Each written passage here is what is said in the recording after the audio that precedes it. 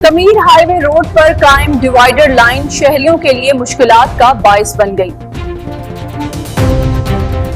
U turn दूर होने के बायस शहरी अपनी जान खतरे में डालकर मोटरसाइकिलें उठाकर डिवाइडर अबूर करने पर मजबूर हैं, जबकि ये मनाजिर रोज का मामूल बन चुके हैं।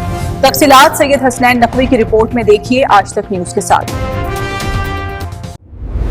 आप देख रहे हैं आज तक न्यूज, खबर सच के साथ।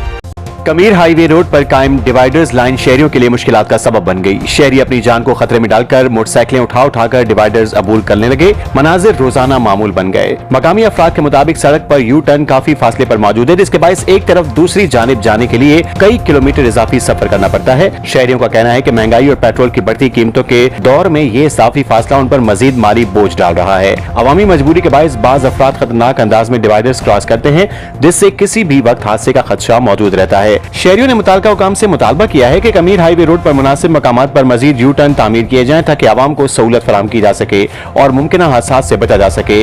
मकामी हलकों का कहना है कि मसले के बरवक्त हल के लिए फौरी इक़दामात नागुज़ीर हैं।